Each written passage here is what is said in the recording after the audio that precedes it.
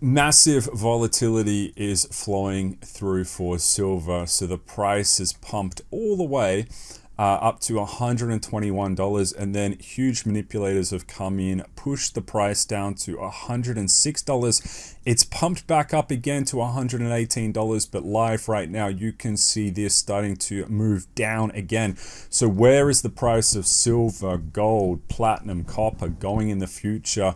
We're going to be breaking this down in today's video. We also have a major announcement coming out from Trump for next week, so you're going to want to prepare for that. Major buildups with Iran that we'll talk about as well, so what's happening right there.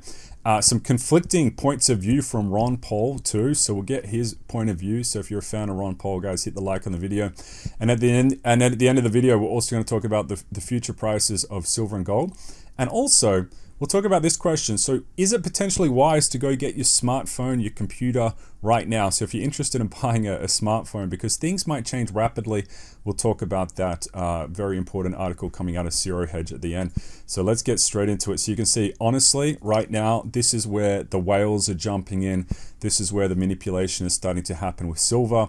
A lot of this totally unnatural. Okay, so the silver price moving up good, but just have a look right here. Last few hours, a monster manipulative dump on the prices, trying to flush out the weak hands right here, pushing us down to about $106. And then it pushed all the way back rapidly to $118. And now it's pushed down again, just recently got down to $113. So whales are absolutely splashing around. So anytime you're going to see these price movements so significantly in the silver price, and it's playing out also with the gold price right here, you can see gold move down.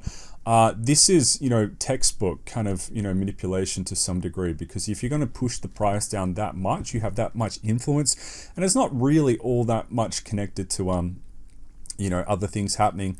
There's a degree of manipulation right here. That's the way I see it. I think fundamentally at the moment, my position, my thoughts about gold, silver, they're not changing. So they're actually getting stronger over time, and I'll reveal why that's happening later in the video. But you can see nice little opportunities opening up on silver, nice little opportunities happening with gold, and don't forget about copper, because copper is starting to run pretty hard at the moment. So you can see it actually got up to $6.60 yesterday, before retracing to about $6.26. Big things are building up in Iran. Ron Paul is disagreeing about this. And if we have a look right here, there are huge, it's just a monstrous buildup of US assets in the Middle East right now. So one of the narratives we're getting clearly out of Trump, out of the US administration, is they are, this is a looming arrival of so many warships, so many military assets. And, what we have is the latest intelligence about Trump's plan. And it says right here, among the options is the big plan, which would see the US launch strikes against government facilities and those operated by the Islamic Revolutionary Guard Corps in a large-scale bombing campaign likely involving assets from both the US Air Force and the Navy.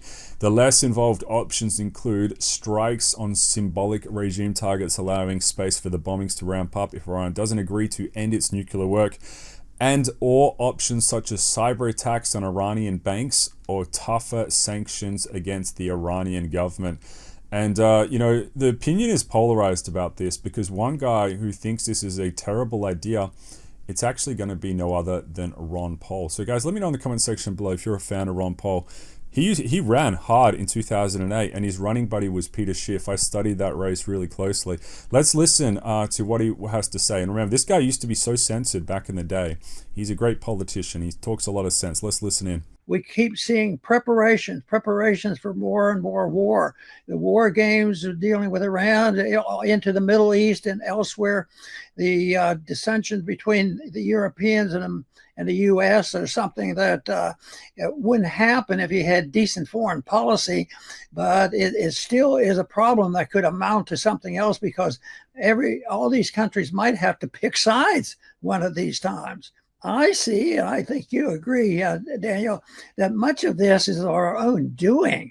Yeah, there's a lot of evil out there, but it seems like our foreign policy of interventionism has not been beneficial to us or to the world and the peace that we seek. Wow, powerful take there from Ron Paul. And I have to say, I got to agree with him on that. And that's actually been retweeted by the big man himself, Peter Schiff, over on X. And yes, so at the end of the day, I do disagree with Ron Paul on one thing, and that is, I don't really consider your average US person responsible for any of this. So we live in a world where it's ivory tower politics, and what I mean by that is you have such little influence over what happens in Washington D.C. It's not like it used to be back in medieval Europe, where if someone did something you didn't like, it was very accountable. You could walk around to his little hut or his village or his little house and tell him to his face you didn't like that. Right now, you have ivory tower politicians that they're almost like they receive no feedback and they just do whatever they want. But let me know in the comment section below whether you support the Iranian strikes or not. Peter Schiff is against it. Ron Paul's against it. And I have to say, look, it's a lot of money and it does cause a lot of harm. A lot of these things do backfire as well. So we've seen that play out in Syria. We've seen it like Afghanistan was a total waste of time, unfortunately. And just let me know your comments below. But that's a polarizing topic right here. And we also have potentially the Iranian president fleeing to Moscow. That is some rumors circulating right here. Now, the big announcement that is happening that you guys need to prepare for is this. So Trump has something that will impact the silver price. Let's talk about it. Next week, I think sometime, Scott and Howard and everybody, we're going to be announcing the head of the Fed, who that will be. And it'll be a person that will, I think, do a good job. And I think regardless, this is going to be good for silver. It's going to be good for gold. And why do I say that? It's because it doesn't matter who this person is, right? So I know what Trump wants to do is he wants the Federal Reserve Chairman to lower the interest rates. But even if they do that, there's still like a huge structural problem in terms of US national debt. So this is not getting resolved, right? It doesn't matter who goes into this role. The real problem, I think, in Washington, D.C. is the just amount of, just expenditure and crazy stuff, right? It's that simple. So if you got a national debt of 38.6 trillion, you have endless government supply printing of money. You have endless, money printing. This is perfect for gold. This is perfect for silver. This is going to, add to the value of gold and silver over the long term. The dollar has been crashing recently against many foreign currencies as well. And it's a reflection of what happens. It's just the same as, if you had a credit card and you're not even paying off the bill, right? You're just racking up so much debt, so much interest. That's exactly what's happening. And the Fed chairman's not going to really be able to fix the actual spending problem itself. But that's interesting, and that's coming in next week. Now, if you're a gamer like I am, and you like your video games, and maybe your smartphones as well, check out this. This is important. You need to make a decision about whether you want to buy this now or not, because what's happening is the prices, because gold is going up, because silver is going up, because a lot of these commodities are going up, and we have an AI super cycle at the same time. You can see right here that the prices of RAM, right, are going to the moon.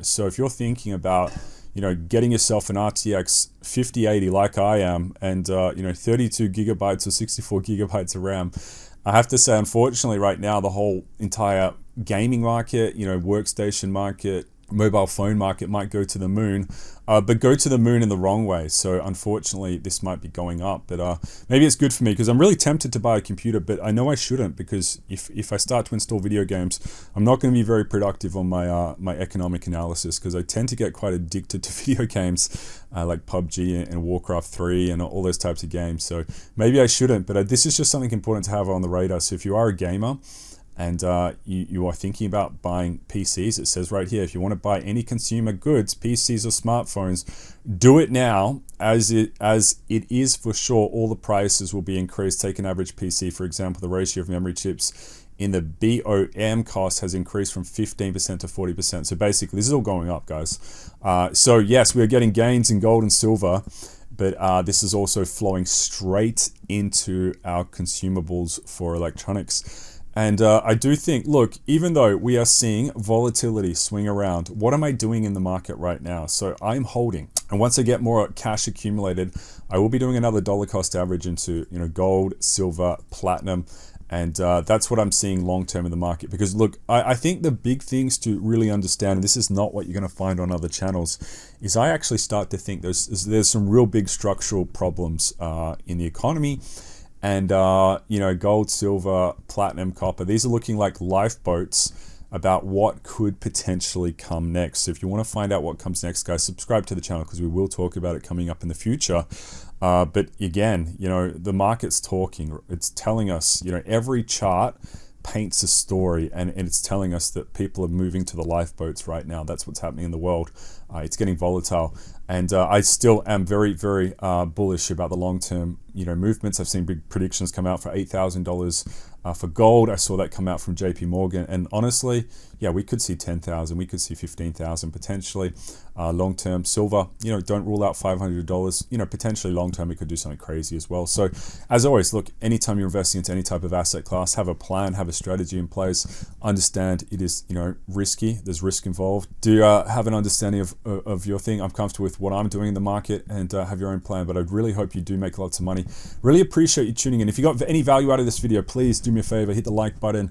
Drop a comment if you can. We're trying to like spike the algorithm a bit, because it's really hard to grow a small channel on YouTube, because the silver market is very much crowded, a lot with AI videos at the moment. There are so many AI videos, but this is all real. So you have a comment, leave it down below. I'll read it, and really appreciate you tuning in. Have a great day. I'll see you in the next one. Economic Zeus signing out.